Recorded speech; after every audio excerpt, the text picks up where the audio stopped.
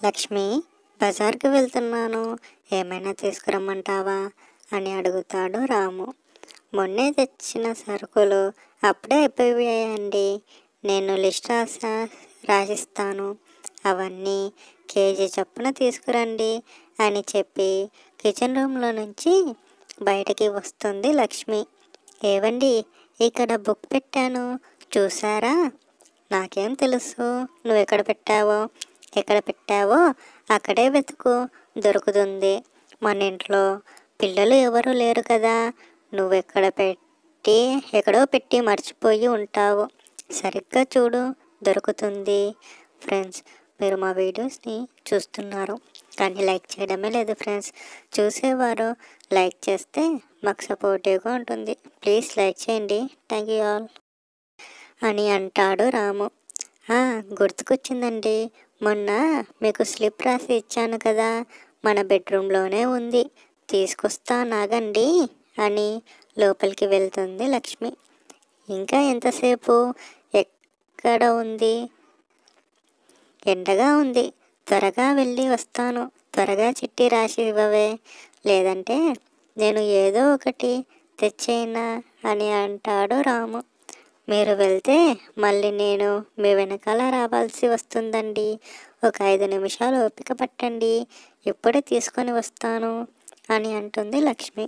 అలా పుస్తకం తీసుకొని స్లిప్ అన్నీ రాసి, ఇదిగోండి, ఒకసారి నేనేం రాశానో నాకు చదివి వినిపించండి, ఏమైనా మర్చిపోతే మళ్ళీ రాస్తాను అని ఆ చిట్టి రాముకి ఇస్తుంది లక్ష్మి. ఆ చిట్టి తీసుకున్న రాము, ఇంత పెద్ద చిట్టి రాసావేంటే, మనకేనా లేదంటే పక్కింటి వాళ్ళకు కూడా ఏదైనా రాసావా అని అడుగుతాడు. నాకు అదే పని అండి, అందరికీ వండి పెడతాను నేటి కారా అని ఎటకారంగా అంటుంది లక్ష్మి. సరే కానీ నేను రాసింది ఒకసారి నాకు చదివి వినిపించండి అని అడుగుతుంది లక్ష్మి. కందిపప్పు కేజీ, శనగపప్పు కేజీ, శనగపిండి కేజీ, మైదాపిండి కేజీ, ఆటా పిండి కేజీ, బెల్లం కేజీ, నువ్వులు కేజీ, 5 లీటర్ల వంట నూనె. ఈ లిస్ట్ చదువుతూనే ఒక కన్ను లక్ష్మి వైపు వేసి, ఇవన్నీ నిజంగా మనకైనా లేదంటే పక్కింటి వాళ్ళకి ఏమైనా వండి పెడుతున్నావా అని అడుగుతాడు రాము. నిజంగా మనకేనండి, పక్కింటి వాళ్ళకి వండి పెడితే నాకేం వస్తుంది, పుణ్యం తప్ప.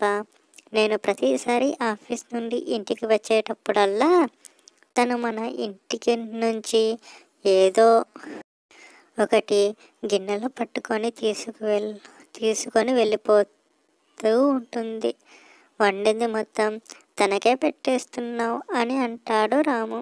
అదేమీ లేదండి, తనకి నా చెయ్యి వంట అంటే చాలా ఇష్టమట, చాలా బాగుంటాయంట. నా వంటకాలు తనకి వంట చేసుకోవడం రాదు, అంతగా రాదట. అందుకని ప్రతిరోజు తనకి వండి పెడతావా ఏంటి అని కోపంగా ఆ చిట్టి తీసుకొని మార్కెట్కి వెళ్తూ, నాకు వచ్చేదే 15,000 జీతం. నేను ఒక చిన్న గవర్నమెంట్ ఆఫీస్లో ఒక ఎంప్లాయీని మాత్రమే. ఫ్రెండ్స్, ప్లీజ్ లైక్ చేయొచ్చు కదా ఫ్రెండ్స్. నాతో పాటు పని చేసే వాళ్ళందరూ లంచాలు తీసుకొని దొరికిపోయి వాళ్ళ ఉద్యోగాలు వదులుకున్నారు. అలాంటి తప్పు నేను చేయకుండా నా నిజాయితీగా పని చేసుకుంటూ ఉన్నాను. నాకు వచ్చే డబ్బుతో తృప్తిగా ఉన్నాను. వచ్చే 15,000 జీతంతో 8,000 ఇంటి ఖర్చులకే పోతాయి. ఇంకా నాకు మిగిలేది ఏమీ లేవు. అప్పుడప్పుడు హాస్పిటల్ కని, దానికని దీనికని వచ్చేవన్నీ డబ్బులు కూడా అయిపోతున్నాయి. అసలు మిగలడమే లేదు. రేపో మాపో పిల్లలు పుడితే వాళ్ళ పరిస్థితి ఏమిటో అని ఆలోచించుకుంటూ వెళ్తూ ఉంటాడు రాము. నాకు లక్ష్మికి పెళ్ళయ్యి 2 సంవత్సరాలు అవుతుంది. మాది అన్యోన్యమైన జీవితం. పెళ్ళైన సంవత్సరానికి మా కన్న తల్లిదండ్రులే ఇంకా పిల్లలు పుట్టలేదని ఎగతాళి చేసేవారు. అది తట్టుకోలేక లక్ష్మితో పాటు నేను కట్టుకున్న బట్టలతో తనని పట్టణానికి తీసుకువచ్చాను. చిన్న గవర్నమెంట్ ఉద్యోగం చేసుకుంటూ ఉన్నాను. ఈ కాలంలో ప్రతి ఆడపిల్ల పెళ్ళైన తర్వాత ఎన్నో తిరగాలి, ఎన్నో చెయ్యాలి, ఎన్నో కోరికలు ఉంటాయి. కానీ లక్ష్మి మాత్రం నన్ను అర్థం చేసుకొని నాకు వచ్చే జీతంతో చక్కగా బ్రతకాలి, ఎలాంటి గొడవలు పడకూడదు, ఇద్దరికీ మంచి అర్థం చేసుకునే బుద్ధి ఉంటే జీవితం సంతోషంగా ఉంటుంది అన్న లక్ష్మి మాట ఇప్పుడు మా జీవితం ఇలా నడిపిస్తుంది. ఒకరోజు మా ఇద్దరికి మాటల్లో మాట వచ్చి నాకు వచ్చే రాని జీతంతో నువ్వు ఎలా సంతోషంగా ఉంటావు అని అడిగితే తను మాత్రం ప్రతి కొత్త సినిమాకి నన్ను తీసుకువెళ్తావా అని అడిగింది. ఆ ప్రశ్న నాకు మనసులో బాగా గుర్తుకుంది. అలా సినిమాకి తీసుకువెళ్ళేటప్పుడల్లా బయట ఏదో రెస్టారెంట్కి వెళ్ళి భోజనం చేసి ఇంటికి వచ్చిన అలా తన జీవితం చాలా సంతోషంగా మారిందని నాతో ఎంతగానో చెప్పుకుంది. ప్రతి 2-3 నెలలకి ఏదో ఒక సినిమా, కొత్త సినిమానైనా పర్వాలేదు, పాత సినిమా అయినా పర్వాలేదు, అలా మనిద్దరం ఏకాంతంగా సంతోషంగా గడపాలని కోరిక కోరింది. ఆ కోరిక నా మనసుకు గట్టిగా గుచ్చుకున్నాయి. అలా తనని ఏ కొత్త సినిమా వచ్చినా సరే ఆ రోజు సెలవు పెట్టి మరి, లేదా ఆదివారం సెలవు ఉంటే ఆ రోజైనా తనని బయటకు తీసుకువెళ్ళి సంతోషంగా గడిపి వచ్చేవాళ్ళం. అలా మార్కెట్కి చేరుకున్న రాము కూరగాయలు అలాగే సామాన్లన్నీ తీసుకొని నెమ్మదిగా ఇంటికి చేరుకుంటాడు. అలా లక్ష్మి వంటగదిలోకి వెళ్ళి కూర చేసి పెడుతుంది. అప్పుడే పక్కింటి నుంచి విజయ వచ్చి, అక్క, లక్ష్మక్క, ఏం కూర చేశావు? వాసన మా ఇంట్లో వారికి వస్తుంది. ఇప్పుడే కూర చేద్దామని అనుకున్నాను, కూరగాయలు తీశాను, అంతలో మీ ఇంట్లో నుంచి వాసన రావడం గమనించి మీ ఇంటికి వచ్చాను, కొంచెం కూర ఉంటే ఇస్తావా అని అడగడం గమనించిన రాము కోపంతో లక్ష్మిని చూశాడు.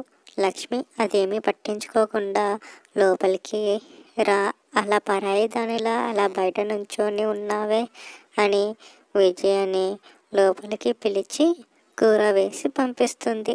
నీకు ఇందాకే చెప్పాను కదా అలా వాళ్ళకి ఇవ్వద్దని, తనకేం బాగానే ఉంటుంది, ఖర్చంతా మనదే కదా అని అంటాడు రాము.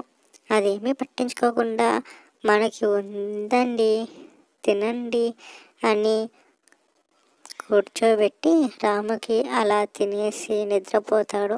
అలా మరుసటి రోజు ఉదయం రాము ఉద్యోగానికి వెళ్ళడానికి రెడీ అవుతాడు. రాము రెడీ అయ్యి వచ్చేలోపే లక్ష్మి వేడివేడిగా టిఫిన్ చేసి పెడుతుంది. అది చూసిన రాము 3 పూట్ల బాగానే కడుపు. ఫ్రెండ్స్, ప్లీజ్ లైక్ చేయండి ఫ్రెండ్స్, ఎంత కష్టపడి తీస్తున్నామో అర్థం చేసుకోండి ఫ్రెండ్స్, చూసేవాళ్ళు ఒక లైక్ వేయండి. ఎండా పెడుతున్నావు, ఒకప్పుడు ఎంత బక్కగా ఉన్నానో చూసావా అని ఎగతాళి చేశాడు. అదేమీ లేదండి, చాలా బుద్ధిగా బాగున్నారు అని అంటుంది లక్ష్మి. అలా జీవితం సంతోషంగా ముందుకు సాగిస్తున్నారు. అదే వాళ్ళ ఊర్లో ఉండి ప్రతిరోజు వాళ్ళ బంధువులు అవమానించినది గమనించి అక్కడే ఉంటే ఇలా సంతోషంగా ఉండేవాళ్ళే కాదు. అలా బయటకి వచ్చి ఇద్దరు కూడా అన్యోన్యంగా జీవితాన్ని ముందుకు సాగించారు. చూసినందుకు థ్యాంక్స్. ప్లీజ్ ఒక లైక్ వేయండి. Thank you all.